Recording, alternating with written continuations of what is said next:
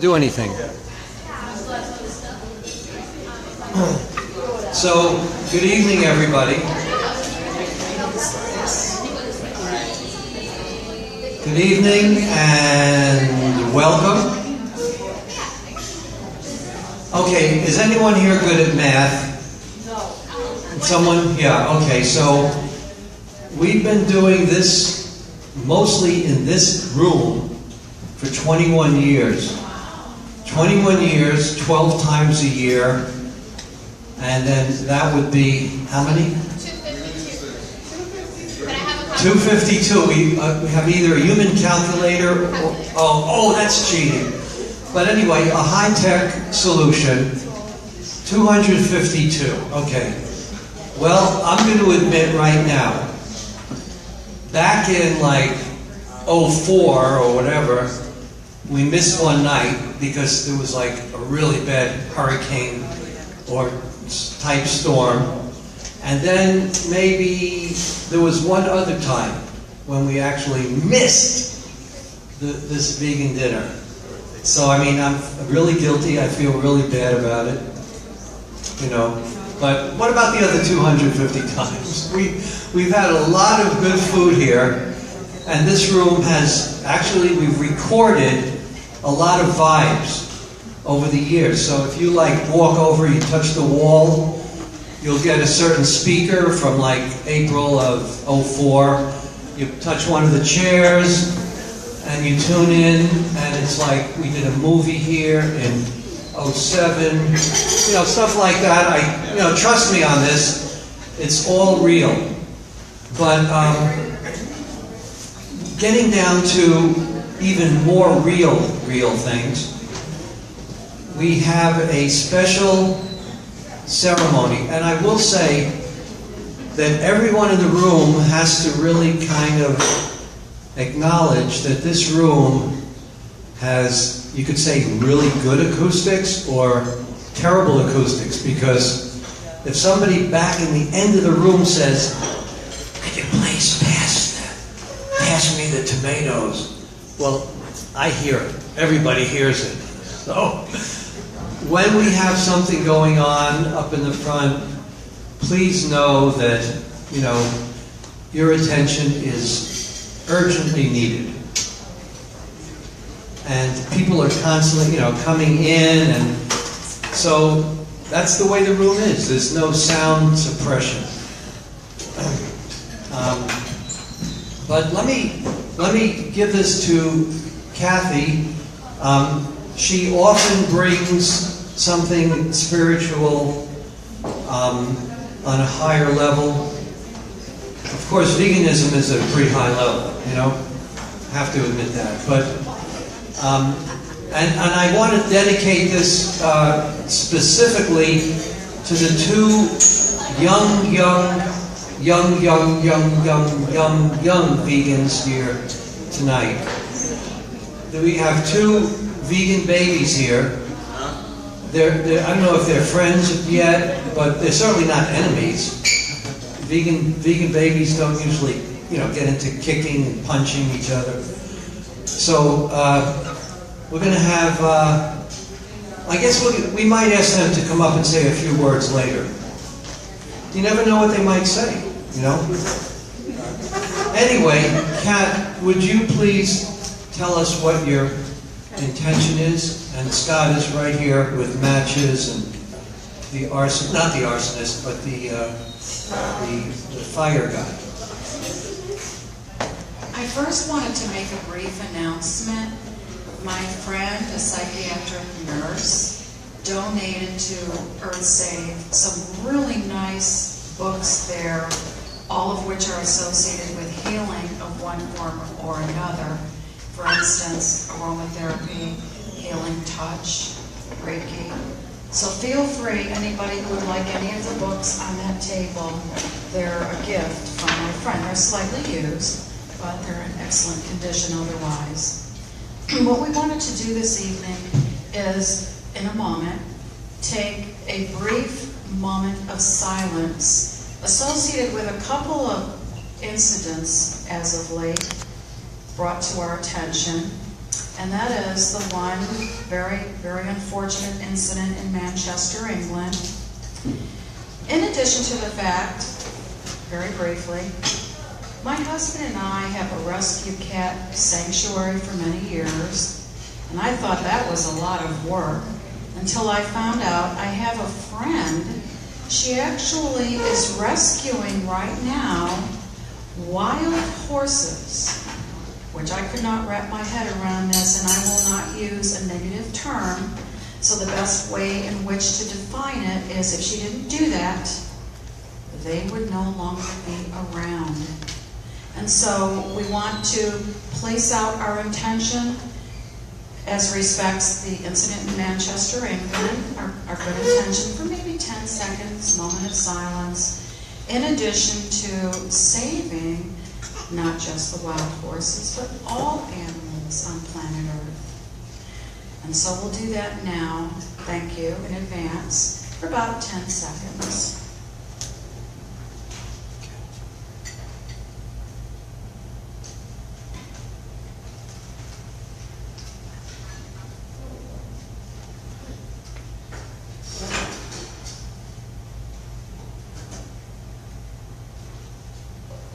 And so it is.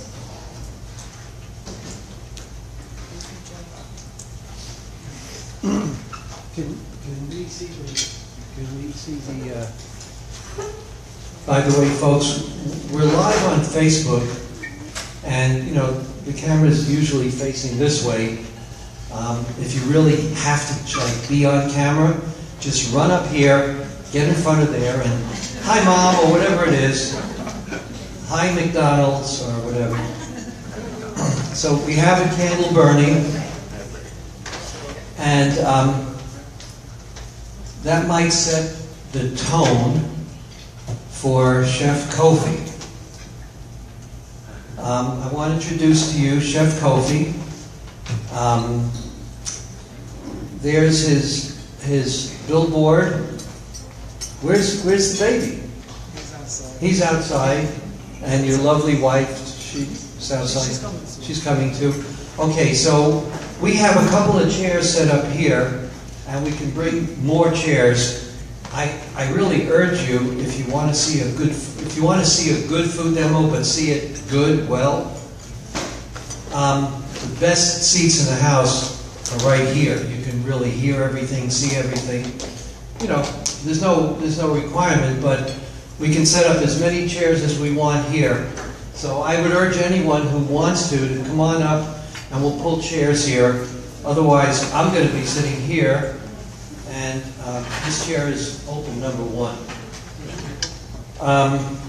Chef Kofi, do you want to tell us a little bit about you, and then what you plan to do? Some good-looking ingredients here. What are you going to do with them? Something special.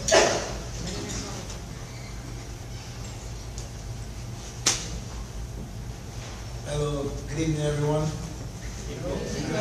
Yeah, so my name is Chef Kofi. Kofi means born on Friday. Comes from derived from a language called Twi in Ghana. I was given that name in 2015 when I went to Ghana to visit before I went to Afghanistan. Speaking of Afghanistan, for the last 6 years I've been in the military as a food service specialist. I'm a proud veteran with an honorable discharge. I've been stationed in Germany, North Carolina, did boot camp in Kentucky, additional training in Fort Lee. Been to Afghanistan 3 times, went to Kyrgyzstan, Uzbekistan, Tajikistan. So I've been around, you know. You're in one piece. So yeah, I'm freshly out of the military. September of last year was my ETS day. From there, I took a little break, and then I went to Natural Gourmet Institute in New York, which is a plant-based culinary school. I think the only accredited one in America. I really did enjoy going there. It was amazing. The short course, like around 5 or 6 months. So me personally, I've been vegan since around 2014. I made the transition right after I came back from Afghanistan. I went to New York for 2 weeks, ate at this vegetarian restaurant called Veggie Castle in Queens, New York. And then from there I was like, yeah, this is the life for me. I have a lot of reasons why I'm vegan. You know, obviously I'm very in tune with nature. You know, I love animals, but I also love the betterment of our people, especially health-wise and conscious-wise. So I feel like if there's more live food in the communities, then there's a little bit more harmony. You know, it's going, especially in the food deserts. So, you know, just a little bit about myself. I'm 27 next month, so I'm 26, so very young. Just moved back to Miami in February, so I'm just trying to introduce my company to, you know, the streets of Miami. The name of my company is called Dan 369. Is a personal chef affairs. We're on Google. Here's my email address, number. So what we're gonna do here today is a demo. My first ever demo in front of people. Yeah. So I call it Living Taco of Life. I also do work at Plant Food and Wine part-time. So this is kind of inspired from them with just my little twist. I would say it's, you know, Mexican flavors without the spiciness of it. So if you guys would like to gather around or whoever interested, you know, so we can get started. Thank you, everyone.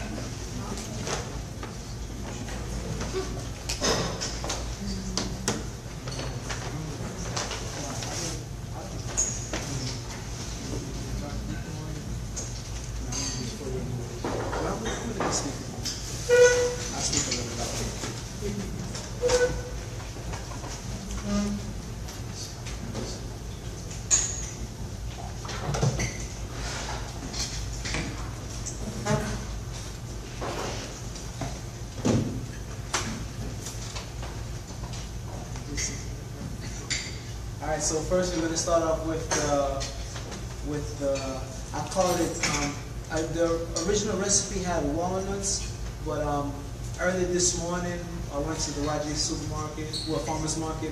I said, you know what, I'm going to change from walnuts to sunflower seeds. And when I did that, I said, you know what, the recipe, the second time I tried the recipe, I said, you know, the sunflower seeds is better, plus it's more cheaper. So I call it one sunflower and one, whoa. So I call it when sunflower and mushroom meet, M-E-E-T. So we go ahead and put the mushrooms into the food processor. Try not to put too much at a time. We're gonna kind of just pulse it until it breaks down, and when the product is finished, you'll see that it kind of resembles ground meat. So depending on how much mushrooms you have, I would say always with this recipe start off with 3. You'd have to do it in increments because you don't want it to be like a puree, because, you know, with the intense heat of the blade, after a while it kind of releases the water. So I would just say after when the pulse is down, you just transfer it to a bowl. And like I said, depending on how much mushrooms you have, you might have to do this 2 or 3 times. In this case, we're going to do it twice.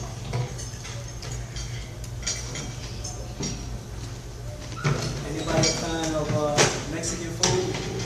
Yeah. Since I'm vegan, I know I have to find different alternatives to enjoy Taco Tuesday like everybody else. So in this case, we only did it twice. So from here, we're going to post the sunflower seeds. And with the sunflower seeds, I would say this is probably about 2 cups of mushrooms, which was, I said 1.5 cup, and this is 3 portobello mushrooms. So you would always want to double up on the sunflower seeds. So I would say, you know, probably 2 cups, not too much.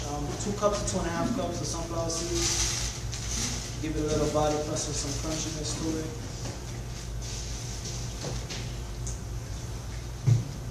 And you pulse this down to just enough to kind of break up.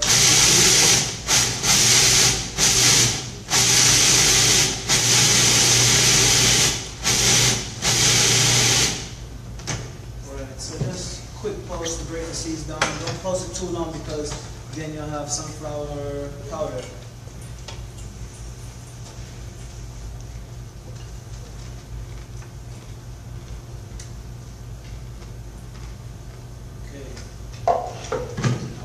Spice it up. So we have here some paprika.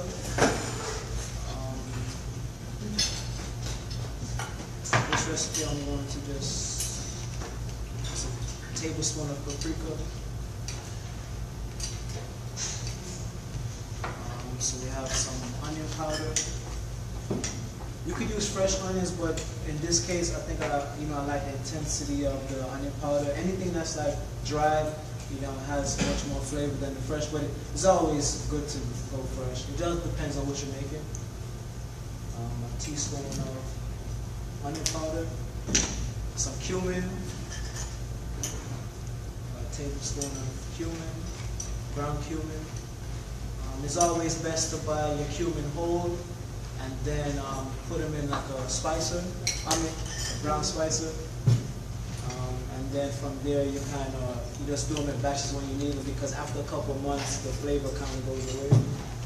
Liquid aminos, coconut. This is like my everything here, especially when I'm making like Thai food. I make my fish sauce from this. A tablespoon of that. Some Mexican oregano, dried. You could also use fresh if you like. Can you speak a little louder? Okay. Yeah, so I just put in some dried oregano, Mexican oregano, and then we have some Celtic sea salt. Brand from out of Whole Foods is my favorite brand. I like what that company does, especially how they produce the salt. Very natural. There you go.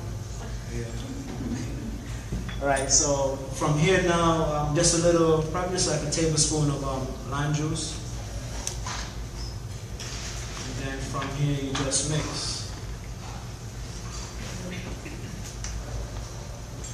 And then as it comes together, you see that it kind of have this ground beef look. Your friends would never know until they try it. Only the chef knows. Say yes.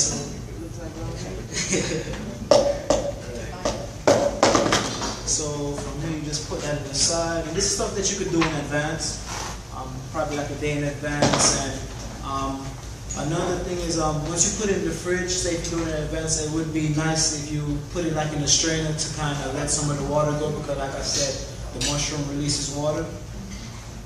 All right, so from here now we're gonna make the lime crema, the lime avocado crema. So we have some avocados, 1/2 avocado.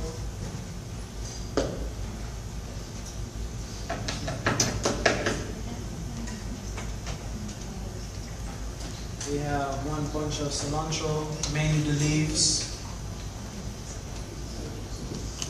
We have a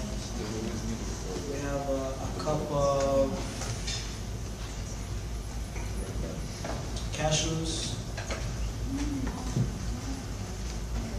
Then we're gonna have a cup of water, depending on your consistency. We have some nutritional yeast, tablespoon. More or less, depends on how. The nutritional yeast will give it like a cheesy taste. We have some lime juice, 2 tablespoons, a little salt, and then from there you just pulse. Teaspoon of salt.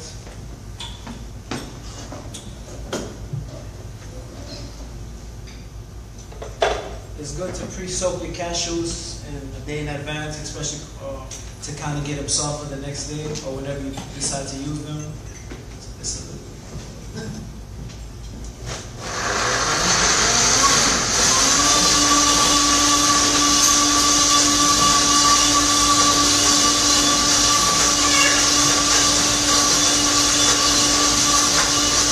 gotta check out this organic wooden bowls up here too. It's nice to have food served in something other than plastic.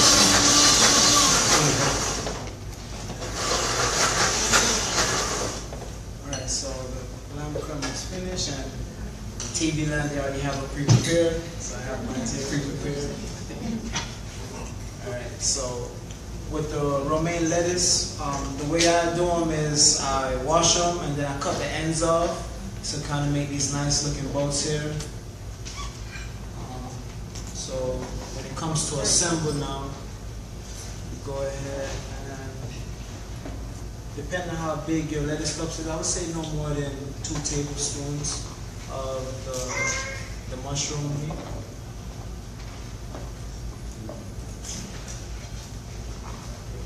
This is very good for like appetizers, you know, little hors d'oeuvres. You can cut even the lettuces in thirds and have it as, you know, for any type of cocktail party or whatnot.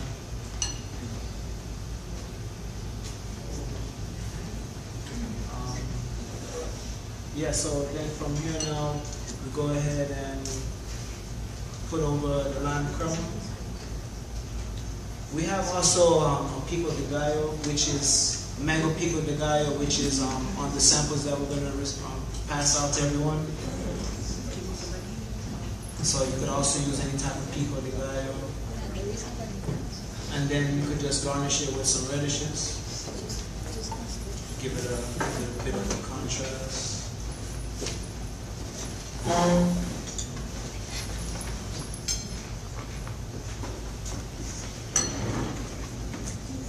Yeah, so that's pretty much it. Living taco life. Who's gonna be the first one to try it? You gonna try it? Yeah, go ahead.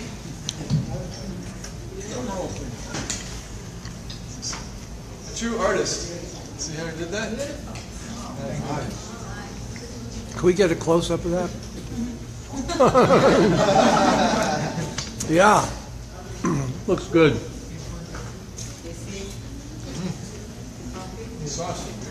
Yeah, you can bring the samples out now. How you doing? That makes quinoa now? Yeah, this is just my variation. You could do it with quinoa.